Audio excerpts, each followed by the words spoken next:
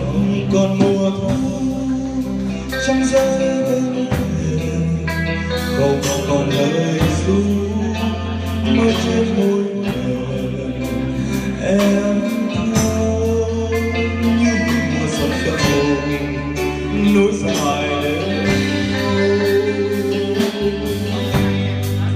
Anh là mùa thu cho em mơ màng, anh là lời ru quấn quýt bên nàng. Em đi tiếc gì vui nào, tiếc gì xuân xa. Còn thương nhớ nhau về sao trời, còn thương nhớ nhau từng đêm bao tối thắp vẫn trong lời yêu chưa nói trên môi vụng về.